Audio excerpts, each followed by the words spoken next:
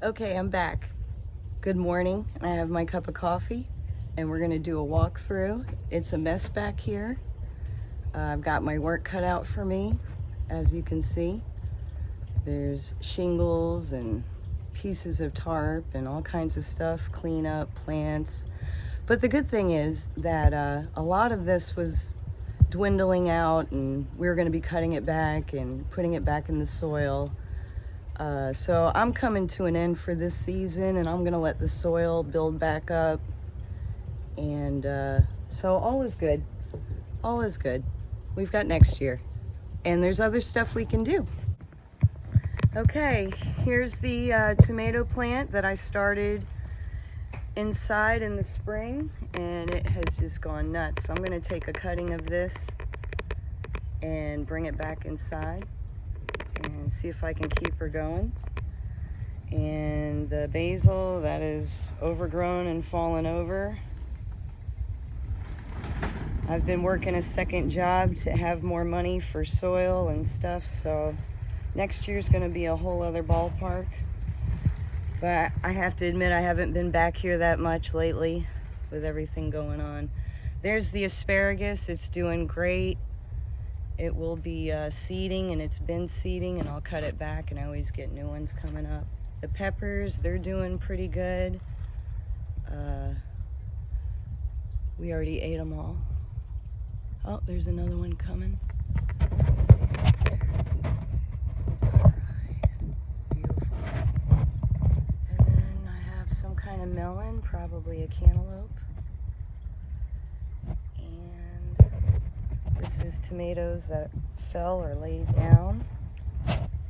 Big watermelon. We got a couple of watermelons from here. Here's the banana peppers. They are beautiful. We've been eating a lot of these, but you can see some of it's broken from high winds. We didn't get flooded over like the video said, but we did get a lot of wind. Here's my onion. A lot of wind damage and shingles and siding is what I noticed. But like I said, it's not a big deal. We're about to finish this up. The only thing you can really grow now is lettuces and kales.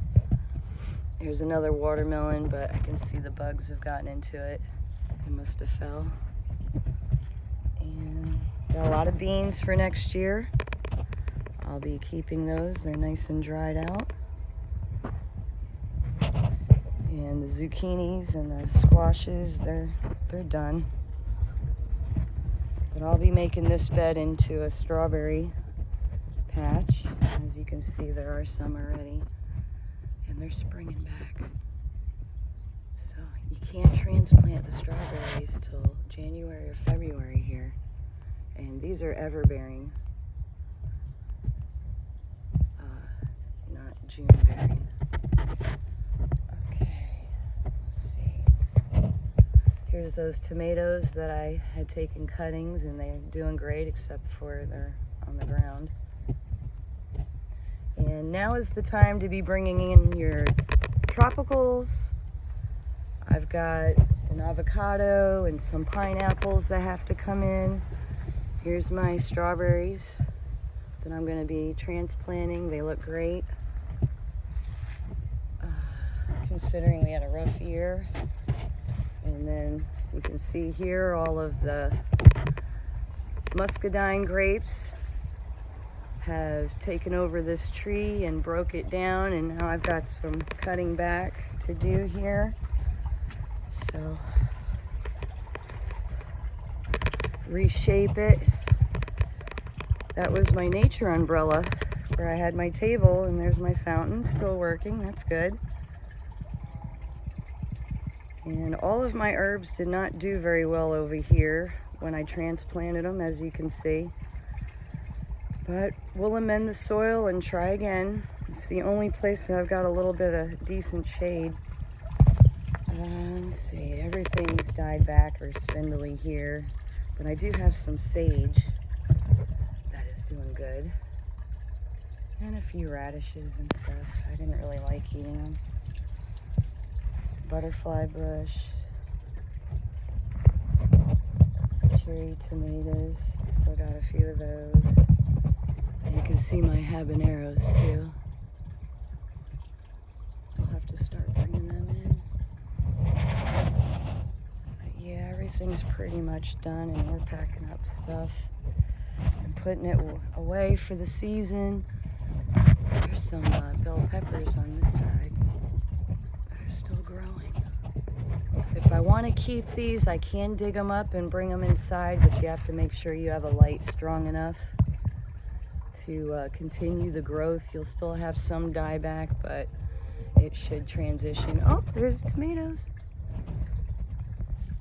I'll have to check those out and get them. See if they're not split. Some cheerfulness right there. Up some melons, but it looks like the ants have gotten into them, unfortunately.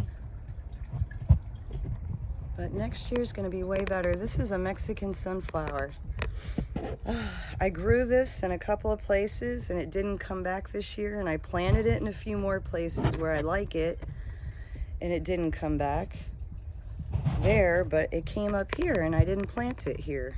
But it's beautiful, lovely orange flowers. The butterflies and hummingbirds love them, bees. So we'll get to see that. I'll keep you updated. And we'll go up to the front yard. But yeah, a lot of cleanup. Here's a lemon tree, I believe. That'll be coming inside. Oh, here's my little Tabasco. Or no, cayenne. This is cayenne, I'm sorry. Look, I'll have to bring that inside. You got little cayenne peppers for me. And my eggplants, they didn't really do that well this year. Last year we got a ton of tomatoes. This year we got hardly any tomatoes. But overall, I have to say, we got more of a variety this year, so that was pretty cool. So we didn't get lots of tomatoes like I expected and bought a lot of jars. But this is an Ichabod eggplant, and I haven't planted this in 2 years. So this was a volunteer from 2 years ago when I did plant it. And I'm gonna keep that because I don't have the seeds anymore. So I'm gonna let that go to seed, and I'm gonna replant it next year. But we didn't get any eggplants this year. We didn't get any cucumbers. I did get lots of watermelon, and I did have to tarp my roof. I did get a leak. Again, all my basil, but we'll fix it. We're looking to buy land because I would like a lot more of everything. But meanwhile, I'm gonna keep farming here. And we do live in a mobile park, and I'm proud of it. We like to live as inexpensively as possible, and we like to try to grow our own food. And since that, we've learned that we wanted to capture our own water, so we didn't have the chlorine in it, to feed our food plants, to improve our soil. And then I even went into vermiculture because I realized our soil is depleted. And this is why we have a lot of gardening problems. And trust me, there's nothing that you can really buy and trust that it's organic. And a lot of stuff comes right out of your kitchen, like your coffee grinds and your eggshells. And what else? Banana peels. Those 3 things, if you can compost those 3 things and put it back into your garden beds, you will have a greater amount of food and more productive plants, not just surviving, but thriving. And later on, I'll probably be doing a video on my vermiculture, my worm farm, because it's really cool. And they're a hell of a lot easier than the bees. I gotta tell you that. So I think I'm gonna take you up to the front yard next. And we're gonna check out the, see if we have any monarch caterpillars forming or any eggs. I'm gonna check for those. And I'll show you the butterfly bushes and my zinnias and There's a couple of beds up there that I was trying to grow food, and they just got too dried out. They get 12, 14 hours of sun, so I've got to make some kind of arbor to block at least a couple of hours during midday so they get a little bit of rest. Oh, I do see a little itty bitty squash over there. Let's take a peek. And lots of flowers. I don't know if you can see that. Oh, there's a bee. There's a bee getting something and helping pollinate. And maybe it'll, oh, a couple of them they're trying. All right, let's go up to the front yard. Okay, here we are. We're in the back, or in the front, sorry, in the front. And here is the milkweed. Oh, there's Megan. Hi, Megan. She's a good girl. Love you, Megan. Okay, so we have the milkweed here, and I believe this is the native variety. And I also have I believe the Mexican variety, they call it. It is the red and yellow version. We'll get closer to that. And what you want to do is gently look underneath your leaves and be very careful. I'm trying not to shake the camera. I'm very tired. But I'm happy to be here, and I'm happy you're watching our videos. And there's a little buggy. I wonder if that's the milkweed buggy. There is a bug that does prefer to be on the milkweed just as much as the monarch caterpillars and the monarchs. I still have aphids. I've had them all year long. Oh, and that looks interesting right there, that little white spot. I don't know if you can see it. I'm going to try to zero in. Let's see it right here. Right there. That looks like it might be an egg. But we'll wait and see. They're really hard to see. And I usually don't know I have them till they're quite some size larger. And there's some black dots over there underneath that leaf. I don't know if you can see them. I'm trying to... And hopefully it warms up so they can eat and get fat and make their chrysalises and get the heck out of here. There's morning glory. I love these. They're one of my favorite flowers, especially the blue and the white. And this was a fabulous sunflower. It did a great job. And let's see. Let's look at these guys some more. I'm gonna take cuttings of this and bring it inside as well and try to cultivate as much as I can every year and spread it out so we can feed as many monarch butterflies throughout the whole summer as much as we can. Here's my roses. They bloom all year here. It's pretty cool. We're on the east coast of South Carolina, about 10 minutes away from the beach. As you see, there's seeds that are about to take off.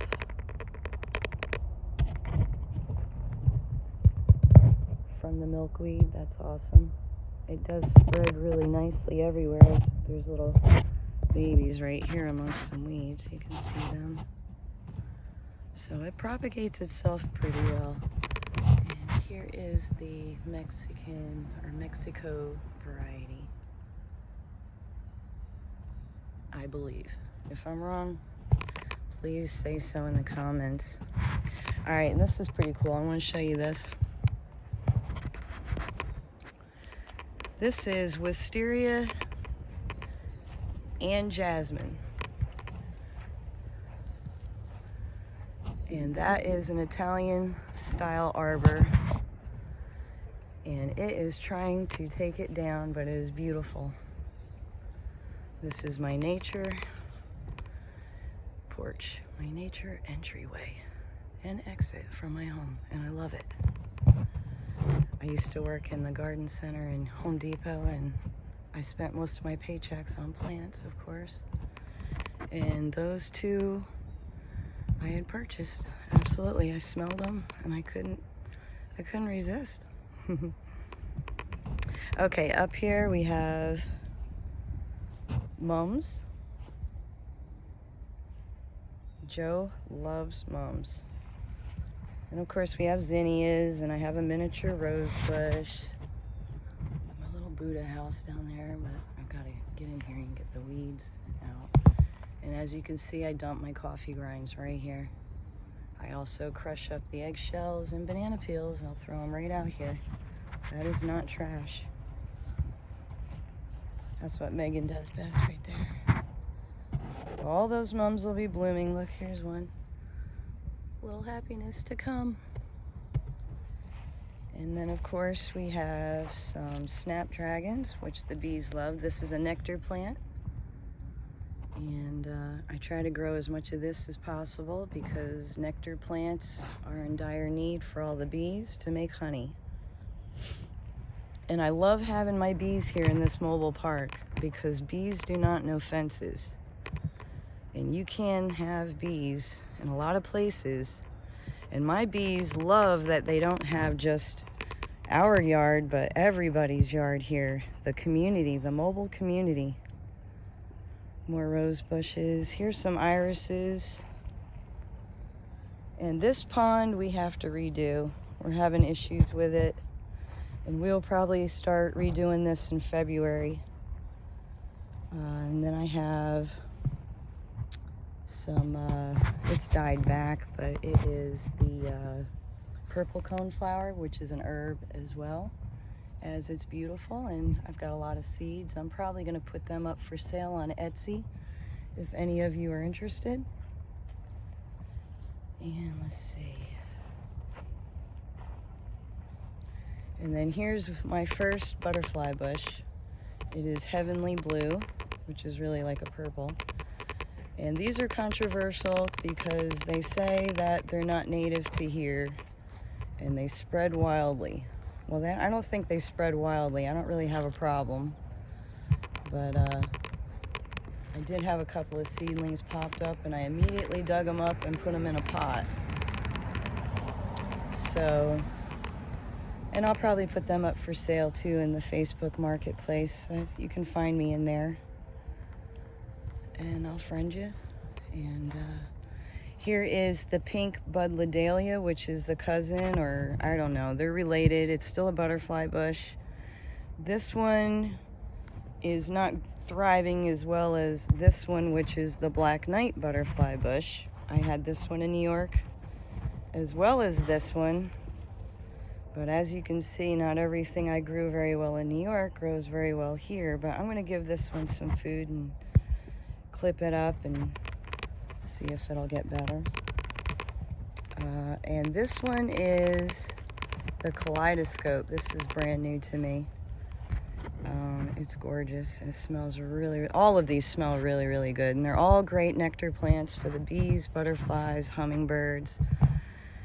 And I don't feel like I'm doing anything wrong because, like I said, there's a nectar problem. And these plants take care of that. Maybe it's time we evolve to this, being we have so much construction and building going on that is destroying the native plants to where they can't thrive, but barely survive. So yeah, I plant these. Here is a bed that is no longer working right now. I have to rework this. And one of the beds I was talking about when I was in the back, it needs an arbor. So does this one over here. Both of these need an arbor because they get 12, 16 hours a day because the sun rises that way and sets this way. So I'm going to build arbors over the years and it should be better. Look at blue over my zinnias. But they're still there. And this is a pomegranate, a dwarf pomegranate. I think it's ornamental. It's doing very well. I've just got to cut a few pieces off. But yep, it's doing good. And these are gardenias. And that is a huge magnolia. It's gorgeous. It smells so good. All of this smells so good. And I've got a couple of hydrangeas. These are the blue purple. And they were stunning. I'll show you those next year. Let's see. My canna lilies, I guess they get too much sun. I've got one bloom, but not much. I might be incorporating these over to here.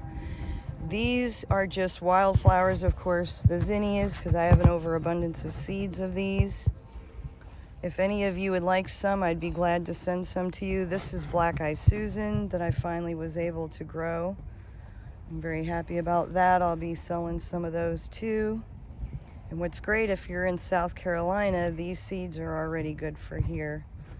And these are some cosmos. They're trying, but they got blew over. And I had a few sunflowers in here to remove the heavy metals out of this dirt.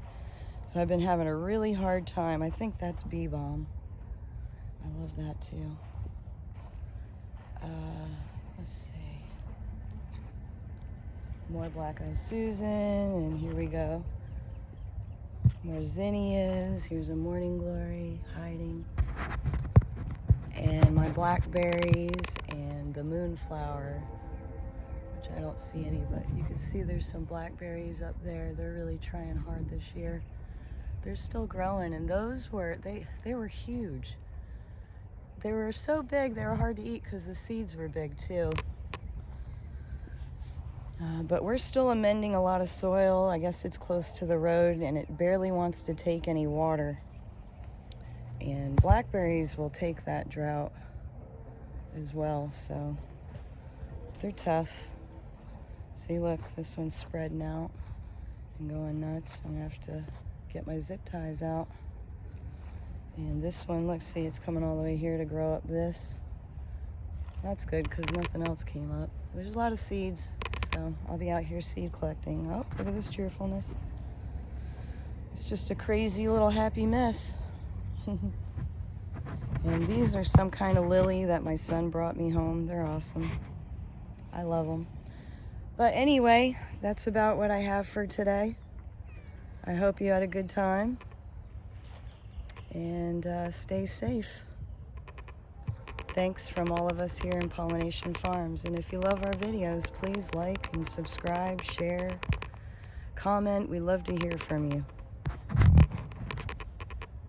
Thanks.